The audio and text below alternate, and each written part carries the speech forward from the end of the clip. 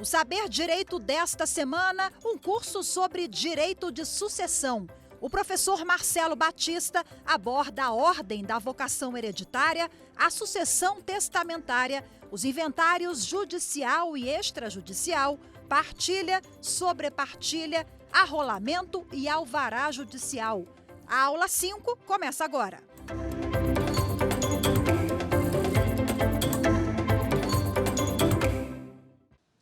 Olá, sejam todos bem-vindos, todas bem-vindas para a nossa quinta e última aula do nosso curso Direito das Sucessões. Bom, desde a primeira aula estamos verificando os temas controvertidos, a base aí do nosso direito sucessório. Lá na nossa primeira aula, nós falamos sobre a abertura da sucessão, o fenômeno morte, morte real, morte presumida, comoriência. Falamos também sobre a aceitação, sobre a renúncia. Já na segunda aula, nós falamos quem são os herdeiros em detrimento da lei. Falamos ali da sucessão do cônjuge, do companheiro, da concorrência com os descendentes, dos ascendentes em concorrência com o cônjuge, da partilha do cônjuge e também da partilha dos colaterais. Lembra que nós vimos na nossa segunda aula quem são nossos parentes, o rol de parentesco, quem são os parentes colaterais, né, e até qual grau dos colaterais existe ali esse direito de herança. Na nossa terceira aula, nós falamos sobre testamentos. Falamos sobre testamentos ordinários, testamentos extraordinários e falamos também de cláusulas testamentárias. Na nossa quarta aula, nós falamos sobre o procedimento de inventário. Nós falamos ali sobre a parte procedimental. Falamos da abertura, da nomeação do inventariante, falamos da colação, falamos da sonegação. E hoje, na nossa última aula, falaremos finalmente sobre a partilha. E depois falaremos também sobre nulidades da partilha e eventual sobrepartilha. Vamos começar? Bom, quando a gente fala do tema partilha, é importante destacarmos que a partilha ela tem por objetivo facilitar a vida ali do cônjuge e dos herdeiros. Por quê, professor? Imagina que nós venhamos a concluir um inventário e esse inventário simplesmente conste lá 50% do patrimônio é para a viúva, por exemplo, e os outros 50% dividido entre os 3 filhos. Olha o problema que iria gerar aí para todas essas pessoas. Elas iriam concluir o inventário, mas iriam começar um novo problema. Por quê? Porque todos eles passariam a ser coproprietários de bens muitas vezes indivisíveis, formando assim um condomínio.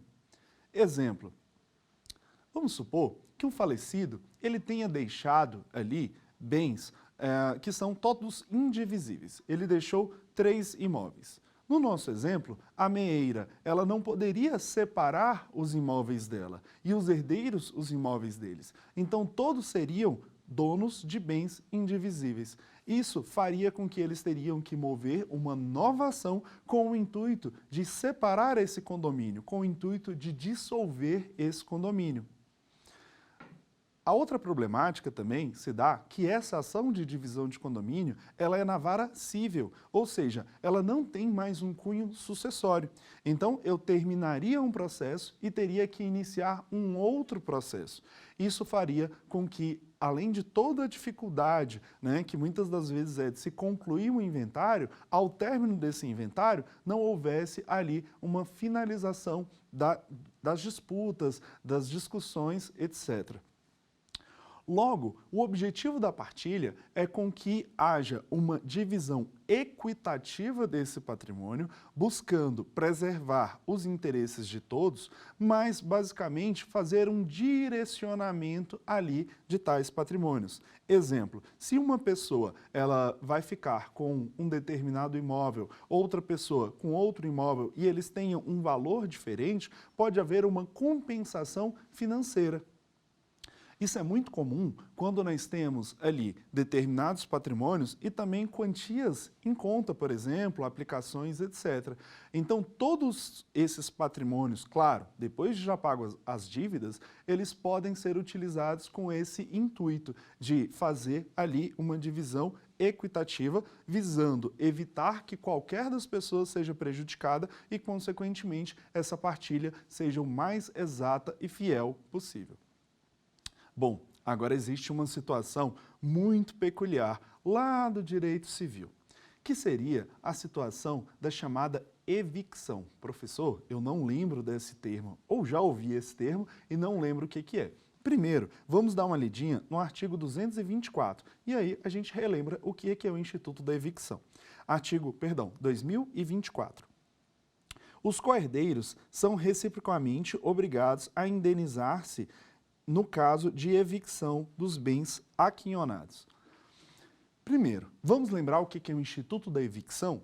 O Instituto da Evicção é quando uma determinada pessoa, ela compra um bem e, no momento da posse daquele bem, ela acaba vindo a perder aquele bem para um terceiro, que já estava na posse daquele bem. Vamos pegar um exemplo concreto? Eu comprei uma fazenda e quando eu chego lá na fazenda, já existe um posseiro. Esse posseiro, inclusive, fala assim, olha, eu já ingressei aqui com a ação de uso capião. E aí, essa ação de uso capião, ela é julgada procedente e, consequentemente, eu, na condição de adquirente, não poderei ter posse do bem. Isso é a evicção para o direito civil. Agora, quando ela ocorrer aqui dentro do espólio, todos os demais herdeiros são corresponsáveis pelo bem evicto. Como assim, professor? Exemplo clássico.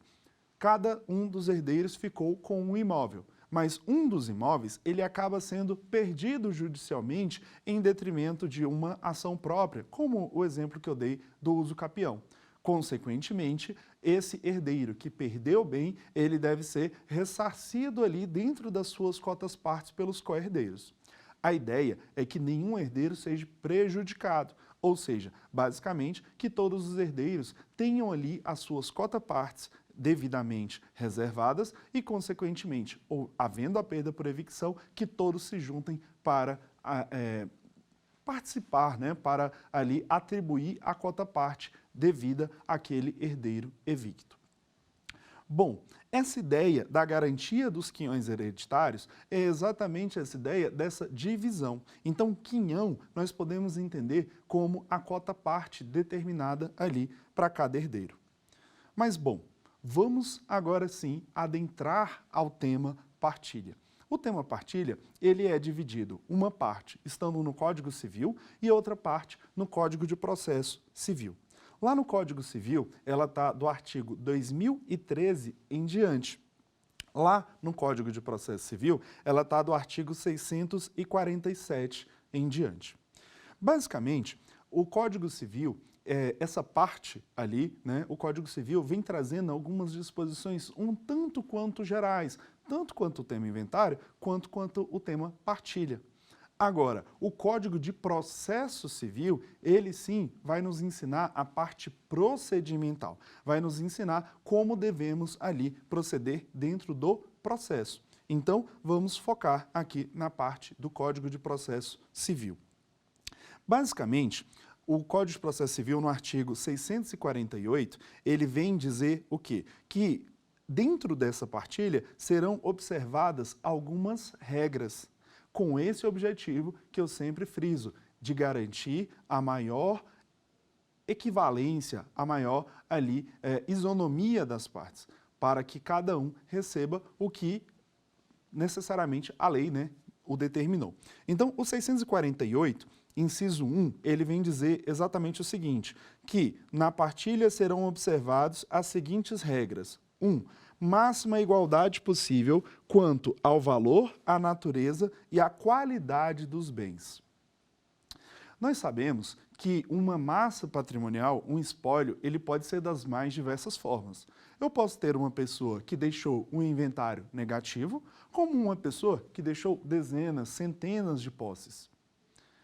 O objetivo aqui do legislador é que não se haja nenhuma manobra com o objetivo de prejudicar um dos herdeiros. Exemplo, o falecido deixou postos de gasolina, empresas extremamente rentáveis e uma fazenda ali abandonada que não tem ali nenhuma produtividade. E aí os herdeiros intencionalmente acabam ali dentro da partilha, né, direcionando esse bem para um dos herdeiros. Não. O objetivo é que se haja essa equivalência.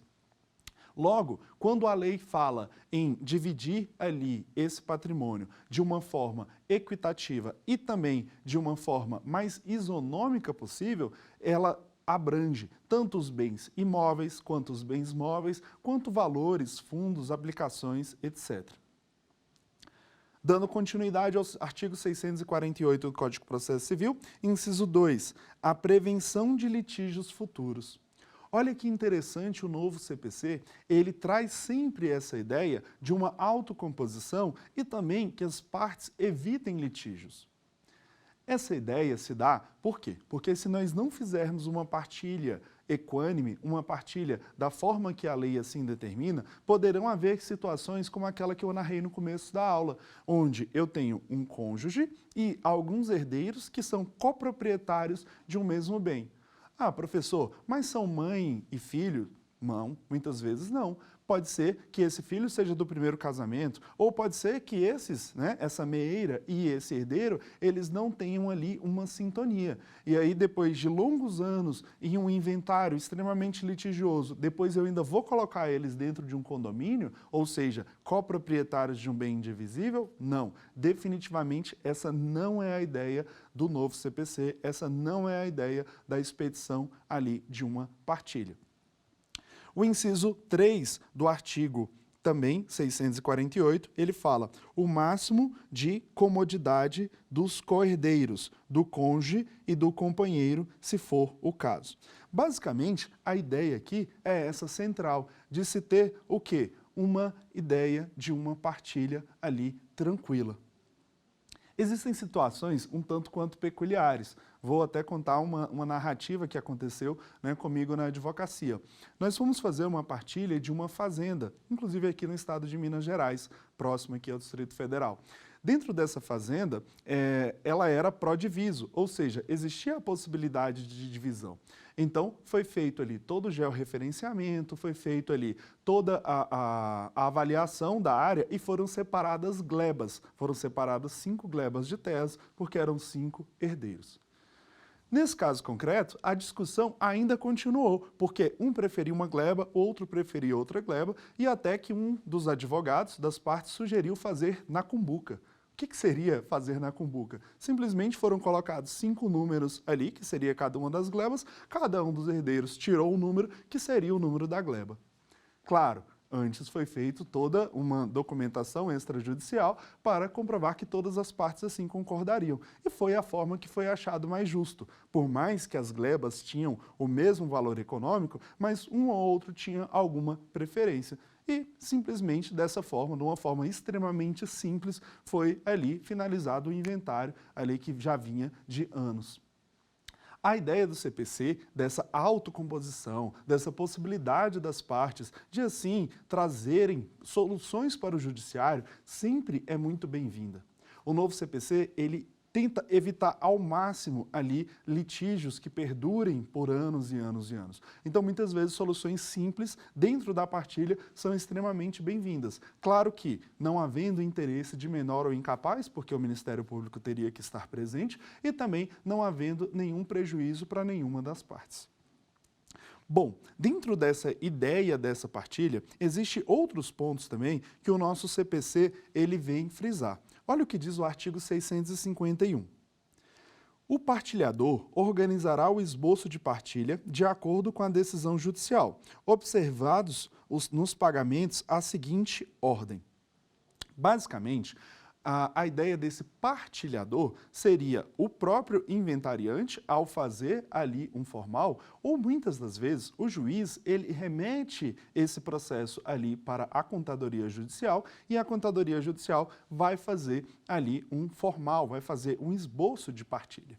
Dentro desse formal de partilha, o 651 ele exige ali que se siga essa ordem. Que se haja as divisões atendidas, ou seja, que se frise ali dentro das determinações judiciais. Professor, mas as determinações judiciais não são simples? Nós vamos ver que não. Muitas vezes o inventário ele também acaba se prolongando ali por questões interpretativas da norma. Ora, professor, mas não está ali expresso na norma quem são os herdeiros e as cotas-partes? Não, não. Infelizmente, nós temos ali inúmeras discussões. Tanto é que muitas delas chegaram até o STJ, como, por exemplo, a questão do cônjuge que é casado no regime de comunhão parcial de bens e que ele tem ali bens particulares e tem também bens adquiridos na constância do casamento.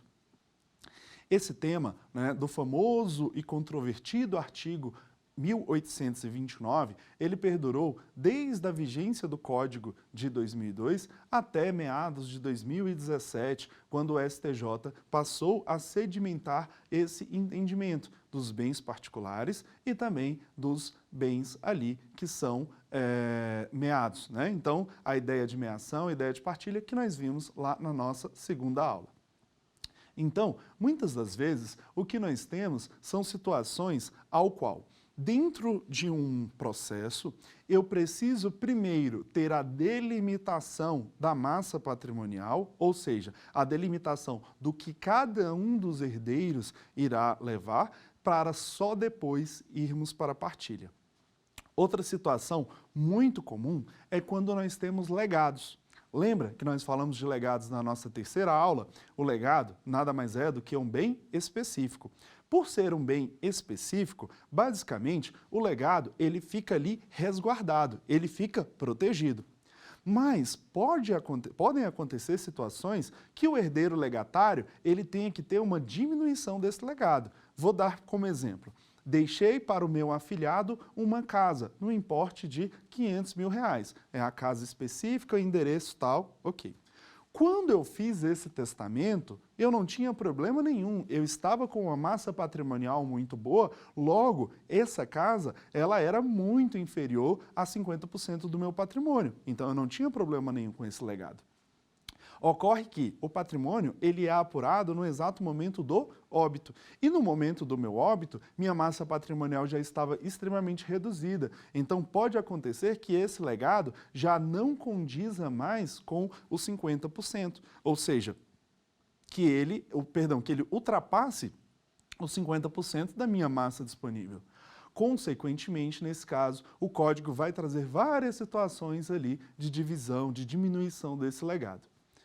Isso é importante porque no momento em que eu vou fazer o chamado formal de partilha, no momento em que eu vou fazer a chamada partilha, se faz necessário, primeiro, ter essas delimitações, ou seja, ter a certeza que as dívidas estão pagas, ter a certeza que os meus herdeiros testamentários eu já tenho a massa pré-determinada e a certeza também que o meu herdeiro testamentário singular, que é o herdeiro legatário, ele vai ter esse bem à sua disposição, ou seja, que esse bem ainda está disponível para ele e também que esse bem corresponda à minha cota-parte disponível. Se eu estiver ultrapassando a cota-parte disponível, não existe a possibilidade dos meus herdeiros legais serem prejudicados. Logo, consequentemente, eu terei a redução das disposições testamentárias como um todo.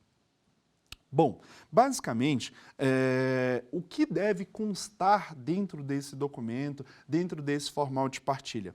É o que diz ali, só finalizando então o artigo 651, né?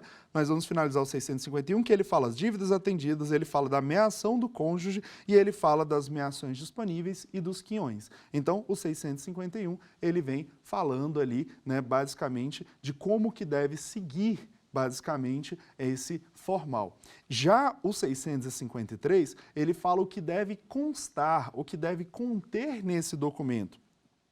Inciso 1, ele fala dos orçamentos necessários, ou seja, basicamente ali ele vai trazer toda a discriminação das partes, nomes, ativos, valores do quinhão de cada um.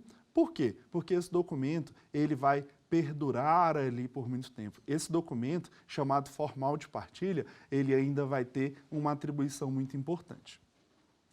Qual é o objetivo? O que precisamos ali para que esse documento formal de partilha, né, seja expedido e para que ele serve? Que eu acho que é a pergunta mais importante. Bom, ele é expedido ao término do inventário, após o pagamento do imposto, e ele serve para concluir a transmissão do patrimônio. Professor, como assim concluir a transmissão do patrimônio? Vamos lá. É com esse documento, chamado formal de partilha, que as partes podem levar ele para registro. Exemplo, toda vez que o falecido, tenha deixado imóveis, esses imóveis continuam em nome do de cujus. Ele só vai passar para o nome dos herdeiros no momento em que houver um formal de partilha e o formal de partilha for levado, por exemplo, a registro no cartório de registro de imóveis. Em caso de veículos, no DETRAN competente, ou em caso de outros órgãos ali. É muito comum também, quando existem ali valores a serem sacados, o formal de partilha é o documento pelo qual o banco vai liberar aos herdeiros os valores ali que a eles são destinados. Então, basicamente, sem esse documento, as partes elas não têm autonomia nenhuma sobre o espólio. Ou seja, somente com esse documento é que é possível fazer essa transferência. E aí nós respondemos aquela pergunta mais comum feita todos os dias. É mesmo necessário fazer um inventário? E a resposta é sim, porque sem o inventário eu não tenho formal de partilha. Sem o formal de partilha eu não tenho a transmissão do patrimônio. Sem essa transmissão eu não consigo vender os imóveis, eu não consigo vender os bens móveis e eu também não consigo sacar os valores deixados na conta pelo falecido. Bom, o código, ele não poupou artigos ali para tratar sobre o formal de partilha, sobre a ideia dessa partilha. Tem alguns pontos que são muito importantes para a gente destacar. Vamos dar uma lidinha no artigo 654 do Código de Processo Civil. Lembrando, o Código Civil, ele trata um pouquinho sobre a ideia da partilha, mas toda a parte procedimental está dentro do CPC. Artigo 654. Paga o imposto de transmissão a título de morte, ajuntado aos autos da certidão ou informação negativa de dívida para a fazenda, o juiz julgará por sentença a partilha. Professor, existe a possibilidade de isenção do imposto, já que eu só vou ali ter o formal de partilha com o pagamento do imposto? A resposta é sim.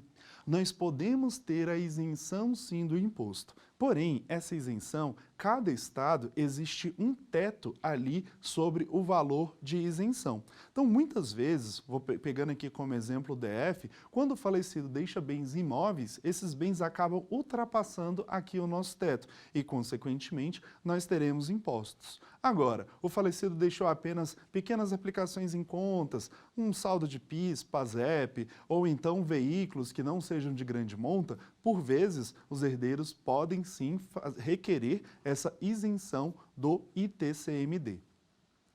Essa isenção, ela é requerida junto à Secretaria da Fazenda Estadual e aí ela vai ser analisada pelo órgão e verificado se existem ali os requisitos necessários pela lei para isenção.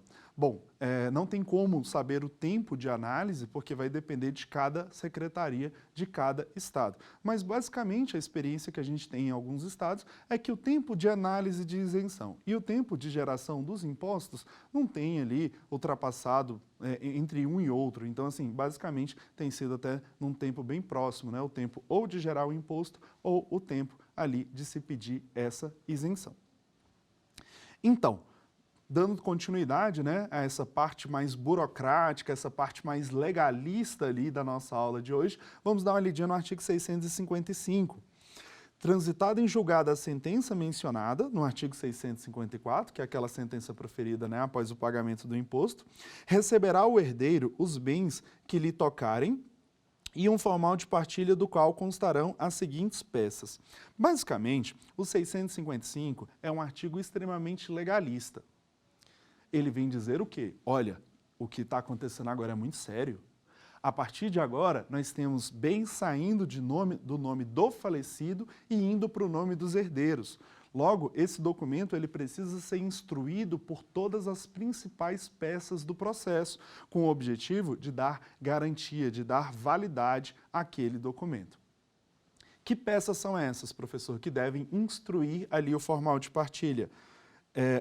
Termo de inventariante e título de herdeiros, avaliação dos bens que constituírem o quinhão dos herdeiros, 3, pagamento do quinhão hereditário, 4, quitação dos impostos, 5, a sentença. E aí o parágrafo único também do artigo 655, eles vêm dizer que o formal de partilha poderá ser substituído por certidão de pagamento do quinhão hereditário quando esse não exceder a 5 vezes o salário mínimo, caso em que se transcreverá nela a sentença de partilha transitada em julgado. Basicamente, a ideia aqui também do legislador é quando nós tivermos ali valores, né, inferiores, não for uma grande massa patrimonial, essa simplificação ali do ato.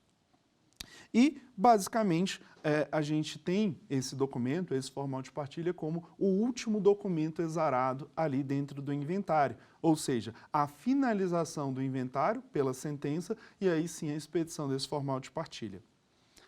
É importante destacar que o processo de inventário, ele não se trata de um procedimento comum ordinário do Código de Processo Civil. Ele é um procedimento especial que está destacado ali no artigo 650 em diante do Código de Processo Civil. Por que que o legislador destacou esse procedimento? Porque ele tem uma série de peculiaridades. Exemplo, em um inventário eu não tenho contestação. Eu tenho impugnação às primeiras declarações. Em um inventário, como regra, eu não tenho agravos. Esses agravos eles são extremamente limitados e as matérias devem ser ali guardadas para análise ao término desse inventário. O objetivo, então, do legislador é trazer um procedimento diferenciado, porque o inventário ele tem ali toda uma peculiaridade, né, toda uma diferenciação de outros procedimentos do Código de Processo Civil. Bom, feito essas considerações, é importante também destacarmos que, após essa partilha, poderá, em algumas situações, termos ali a chamada anulação de partilha. Quando que existe essa possível anulação de partilha? Agora a gente precisa voltar para o Código Civil. É o artigo 2027 do Código Civil. A partilha é anulável pelos vícios e defeitos que invalidam, em geral, o negócio jurídico. Eita, professor, eu nem lembro quais são ali os vícios, ali os efeitos ali dentro do negócio jurídico. Bom, vamos falar bem rapidamente de cada um deles. Lembra daquela ideia de erro, dolo, coação?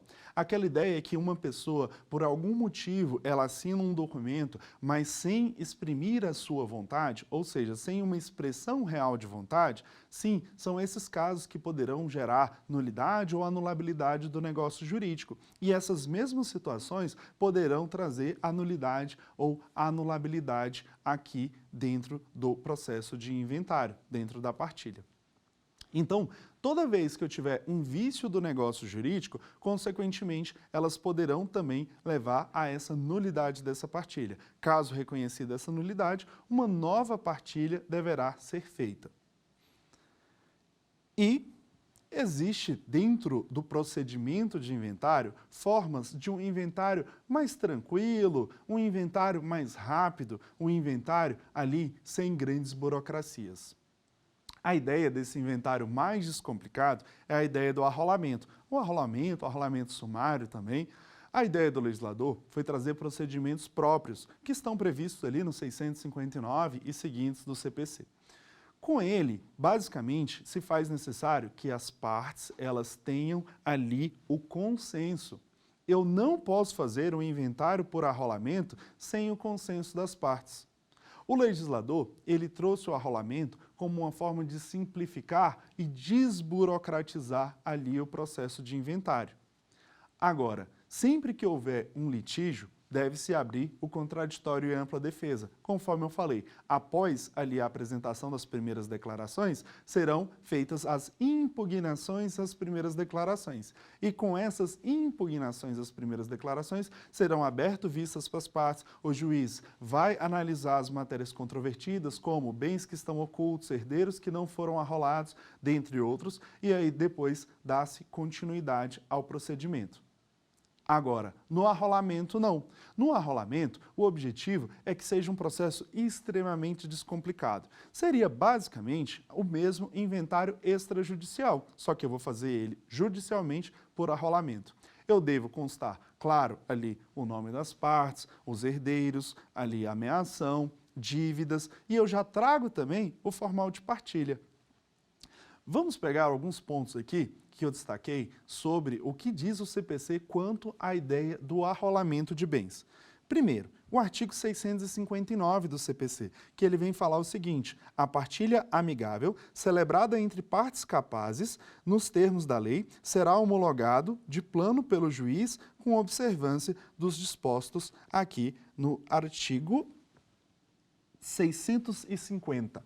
Basicamente, a ideia que nós temos aqui desse arrolamento é que as partes elas só vão pedir ali a homologação judicial. Elas não terão ali necessariamente uma necessidade de fazer todo um processo ali que demore, que tenha ali, né, toda uma dinâmica ali, né, mais demorada para as partes. Outro ponto importante é que nessa petição ali de arrolamento, as partes elas devem trazer para o juiz tudo já pronto. Professor, seria mais ou menos a ideia de um juiz como homologador. Exatamente, mas lembrando, eu não posso ter nenhum tipo de disputa entre as partes e eu também não posso ter ali interesses de menores envolvidos. Bom, dando continuidade a esse arrolamento, basicamente a ideia dele é que o juiz, após verificada todas essas peculiaridades, ele vai já sentenciar o processo. Ou seja, às vezes, dentro de um arrolamento, se tem petição inicial, imposto e sentença. Pode ser até que um arrolamento, dependendo da situação, ele tramite mais rápido na justiça do que extrajudicialmente. Claro que nós sabemos que na justiça existe ali, né, uma demanda muito grande, né, na grande maioria das comarcas, o que faz com que, né, se demore um pouco mais. Mas existem situações que o arrolamento ele pode ser homologado ali e ele ser tão rápido ali quanto o inventário extrajudicial. O artigo 662 do Código de Processo Civil, ele vem nos dizer o seguinte: no arrolamento não serão conhecidas ou apreciadas questões relativas ao lançamento, ao pagamento ou à quitação de taxas judiciais e de tribunais incidentes sobre a transmissão propriamente dos bens do espólio. Basicamente, como eu já disse na quarta aula, existe a possibilidade da isenção de algumas taxas, das taxas processuais, né, das custas processuais. Em alguns estados, essas custas elas são um pouco mais elevadas e elas variam de estado para estado. Basicamente, o que se pode fazer é pedir, né, requerer que essas custas sejam pagas ao final do processo. Então, como regra, nós podemos sim, né, na própria petição inicial, requerer que as custas sejam pagas ao término do processo. Isso é importante frisar porque muitas das vezes as partes elas não ingressam com o inventário justamente pela alegação de que nenhum dos herdeiros tem condições de arcar com as custas ali do inventário. Mas dentro do inventário judicial, como regra, existe sim a possibilidade do requerimento de um alvará para saque, como já foi dito, de um alvará para venda de um bem. Então não são as taxas judiciais que vão fazer com que a parte justifique o não ingresso do inventário. E lembrando também que caso o inventário não seja ingressado 2 meses após o falecimento ali do autor da herança, poderá haver aquela punição que nós falamos, poderá haver aquela multa. Bom, professor, feitos esses esclarecimentos, e se nós esquecermos de algum bem? E se esse bem ele não tiver sido inventariado e já finalizou o inventário, o que pode ser feito? O legislador, ele previu essa possibilidade lá no artigo 669 do Código de Processo Civil. Basicamente, ele vem dizer, no artigo 669, essas possibilidades da sobrepartilha. São sujeitos à sobrepartilha os bens, 1, sonegados, 2, da herança descobertos após a partilha, 3, litigiosos, assim como os de liquidação difícil ou morosa. Aqui eu queria fazer uma pausa. Olha só, existem situações que eu tenho um grande litígio sobre um bem e os demais bens já estão pacificados. O juiz, ele pode sim fazer o inventário de todos os bens que estejam já pacíficos, que já estejam determinados ali de quem são a posse, etc., e depois determinar que esse bem de grande litígio seja tratado em uma sobrepartilha. Inclusive, os advogados, eles têm esse dever de requerer isso ao juiz. Todas as vezes que eu tenho um grande litígio sobre um bem, como, por exemplo, esse bem está se discutindo ainda se ele é ou não é de propriedade do de cujus, eu posso pedir o afastamento desse bem, terminar o inventário, seja expedido formal de partilha, as partes possam desfrutar do seu patrimônio e, consequentemente, quando finalizado essa discussão sobre a propriedade desse bem, aí sim traz para uma sobrepartilha. A sobrepartilha, principalmente dessa possibilidade dos bens em grande litígio, ela facilita e muito o trâmite dos inventários. Lembra, sempre aquela discussão que nós estamos tendo desde a primeira aula, o que faz com que o inventário seja demorado, é função das partes, do inventariante e principalmente dos advogados sempre buscarem formas de que o inventário tramite de forma mais simples, mais célere. Ou seja, se eu tenho apenas uma cota parte do patrimônio que está ainda sob litígio, que está ainda sob disputa, nada impede que eu faça ali essa partilha, né, que eu tenha o formal de partilha dessa primeira parte e depois utilize a sobrepartilha. Bom, o que mais diz o artigo 669 sobre essa possibilidade da sobrepartilha? Inciso 4. Situados em lugar remoto da sede do juízo, onde se processa ali o inventário.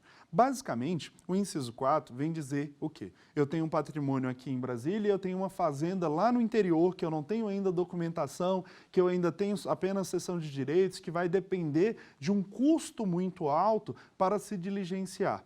Então, a ideia do legislador foi o quê? Olha, vamos deixar esse bem de fora e aí a gente pode finalizar o inventário e depois a gente trata esse bem através de uma sobrepartilha.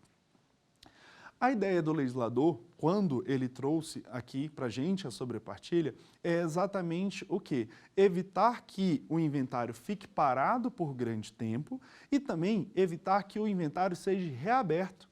Uma vez que eu tenho uma sentença de inventário, uma expedição de um formal de partilha transitado em julgado, aquele processo está encerrado.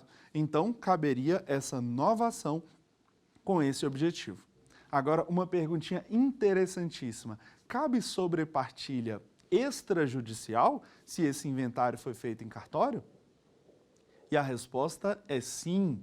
É sim possível se fazer um inventário extrajudicial. Ou seja, basicamente, se as partes são maiores, capazes, se existe esse consenso, a sobrepartilha desse bem pode ser feito ali de forma extrajudicial. Principalmente se o inventário ele também foi de forma extrajudicial. Isso faz com que, muitas das vezes, dê muito mais ali celeridade à concretização desse inventário.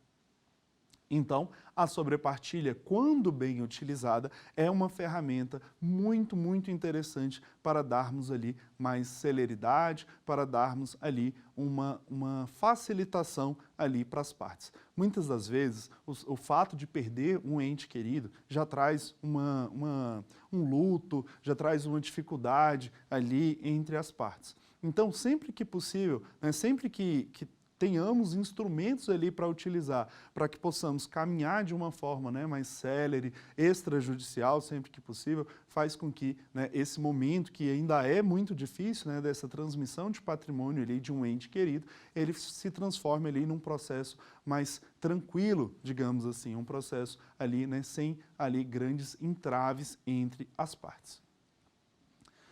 E, finalizado essa parte, vamos falar, né, nosso último tema aí do nosso curso, a chamada petição de herança.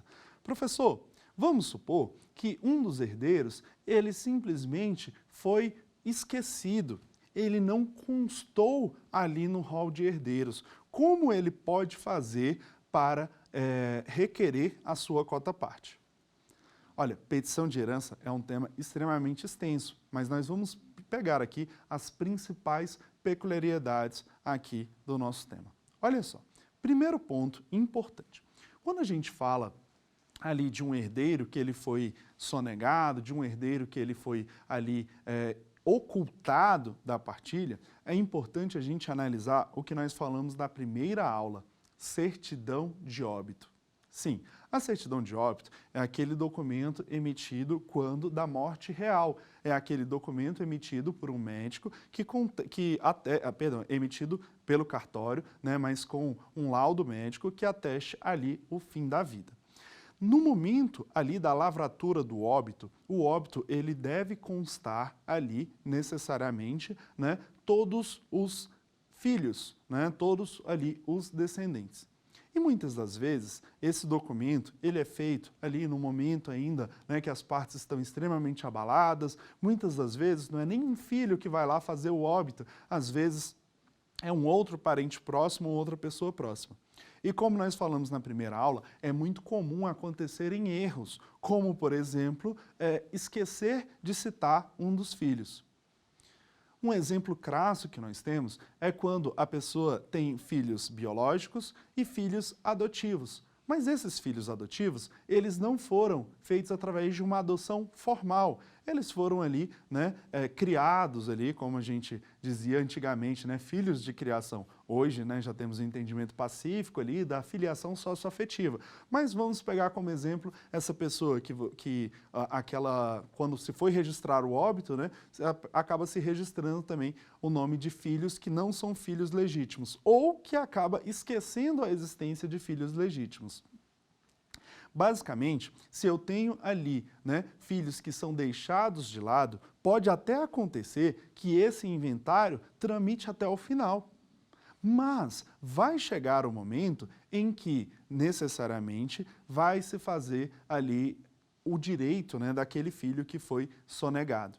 Então, toda vez que eu tenho determinadas pessoas na certidão de óbito, essas pessoas elas precisam aparecer no inventário. O juiz vai obrigar que essas pessoas sejam intimadas. Então, exemplo, fulano faleceu e deixou 3 filhos, filho 1, 2 e 3, e só tem lá 2 filhos. O juiz vai questionar, cadê o filho 3? Não, seu juiz, o filho 3, ele não é filho biológico. O que vai acontecer? Vai precisar fazer a retificação do óbito. Mas no nosso exemplo aqui, que nós vamos tratar agora, ele é uma situação em que simplesmente eu registrei filho 1, 2 e 3, mas existiu o filho 4. E aí, simplesmente não constou no óbito a existência do filho 4.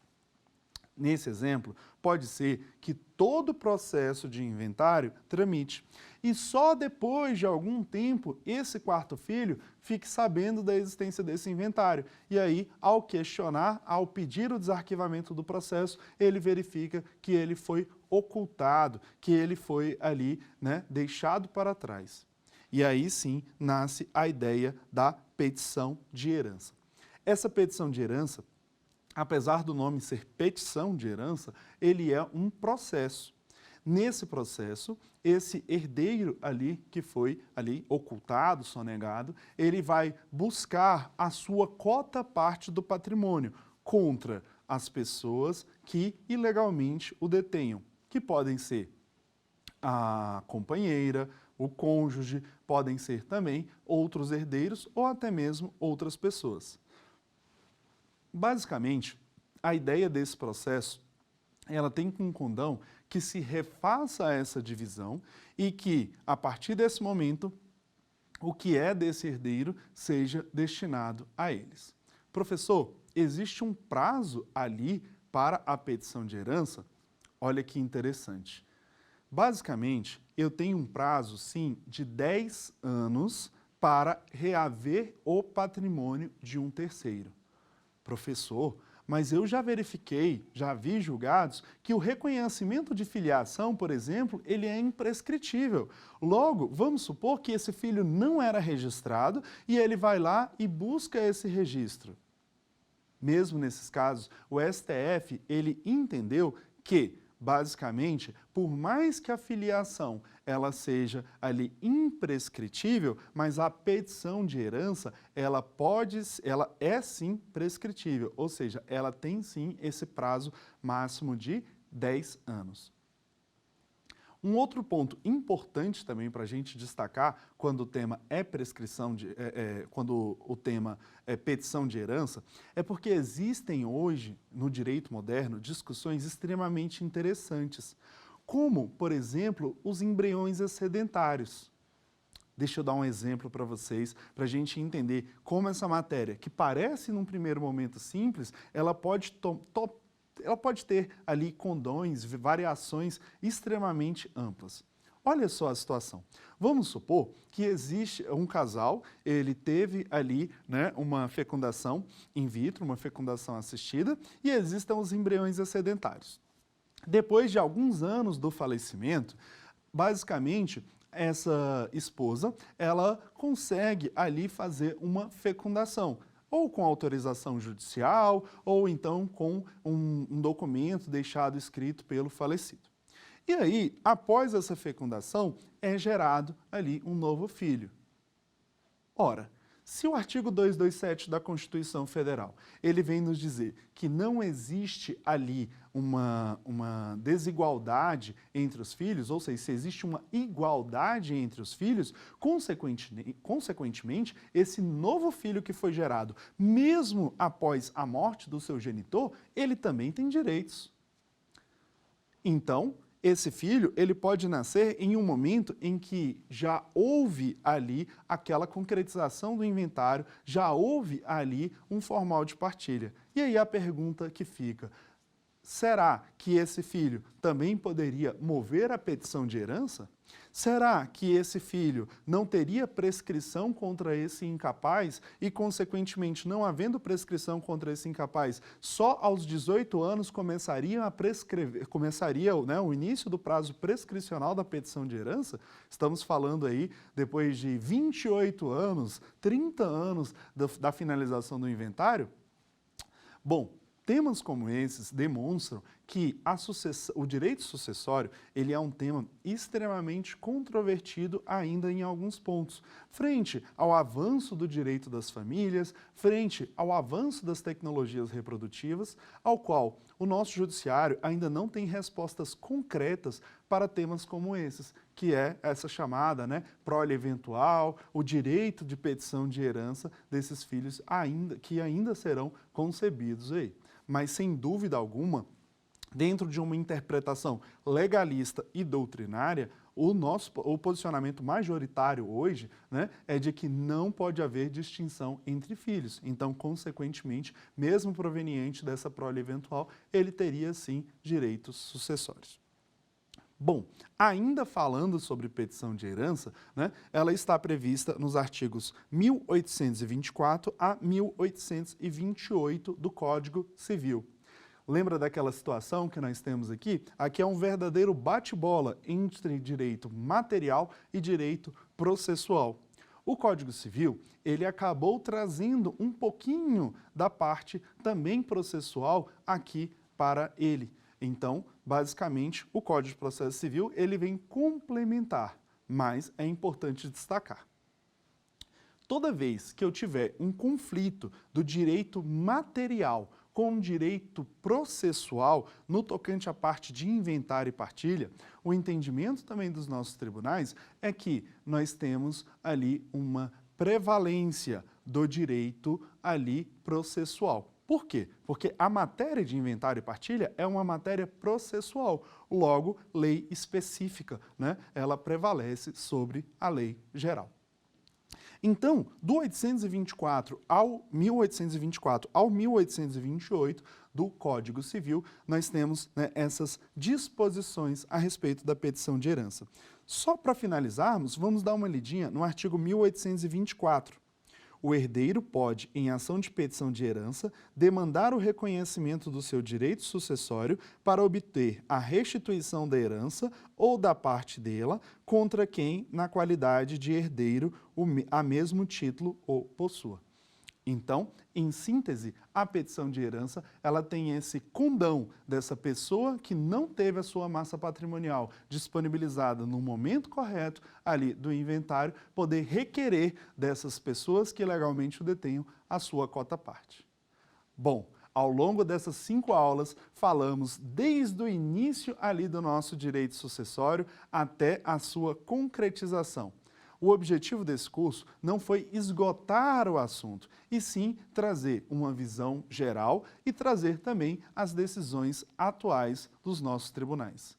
E, para finalizarmos, vamos dar uma lidinha no nosso quiz? Vamos testar os nossos conhecimentos?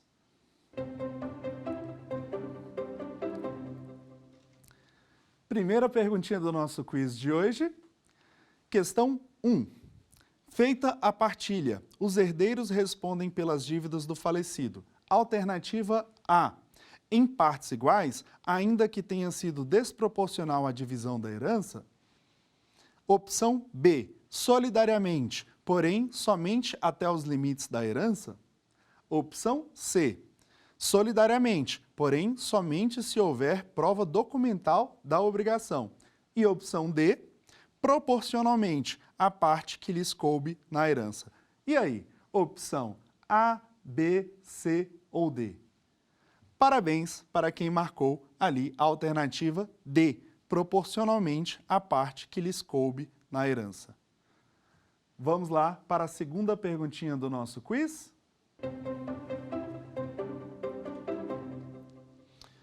Quanto à partilha judicial? Opção A. As dívidas devem ser pagas após a partilha? Opção B. A partilha sempre deve levar em consideração apenas os números, independente da comodidade dos coerdeiros e cônjuges? Opção C. Não é possível reservar na partilha bens deixados ao nascituro?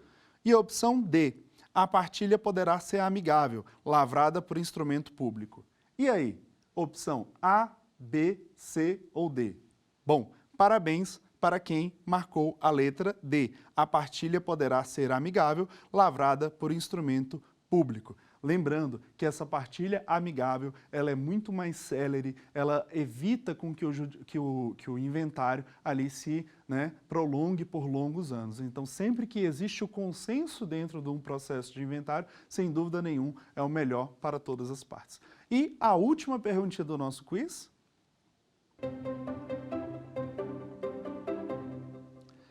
A respeito da sobrepartilha, qual das alternativas está correta? Vamos nessa daí que eu tenho certeza que vocês vão acertar. Opção A. É válida a partilha feita por ascendente, por ato entre vivos ou de última vontade? Opção B. Mesmo que haja um único herdeiro, é necessário realizar a partilha dos bens? Opção C.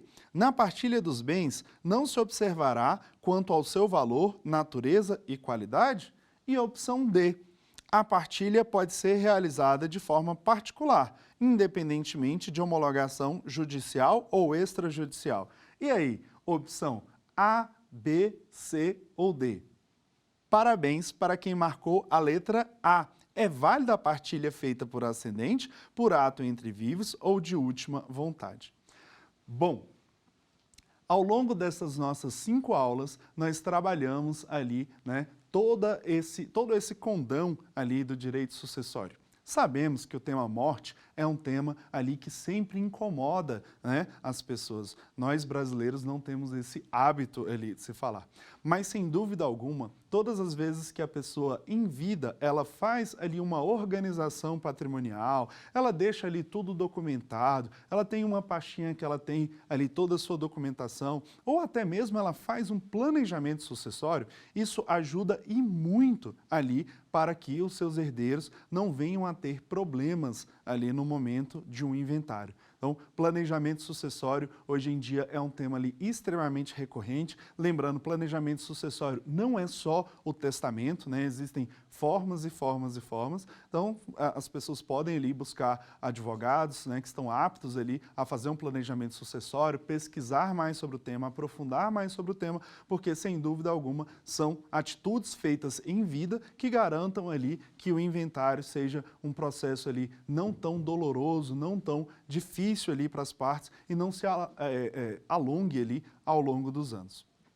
Bom, desde a nossa primeira aula até a aula de hoje, conforme eu informei, né? É impossível esgotar o tema de direito sucessório, né? Um tema extremamente amplo, mas o nosso objetivo foi aqui ao longo dessas aulas, né, trazer ali o máximo de atualizações para vocês, trazer ali as decisões dos nossos tribunais superiores, a pacificação de um tema que já foi muito mais controvertido e hoje, depois do reconhecimento da inconstitucionalidade do 1790, ou seja, cônjuge e companheira são totalmente iguais, e também a pacificação do artigo 1829, inciso 1, descendentes com cônjuge e companheira, nós podemos ali, né, chegar a uma matéria mais fácil de trabalhar. Né? Por quê? Porque as grandes controvérsias que existiam já foram sedimentadas pelo nosso judiciário.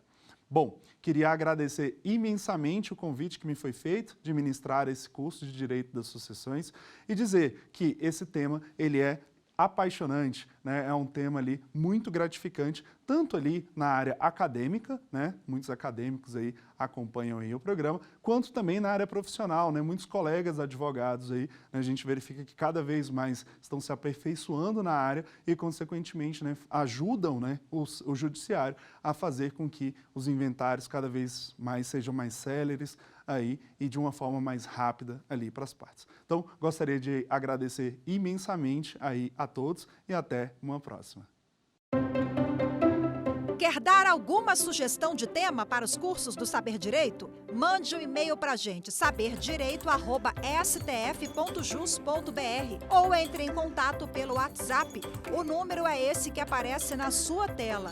Você também pode estudar pela internet. Acesse o nosso site tvjustiça.jus.br ou pode rever as aulas no canal do YouTube TV Justiça Oficial.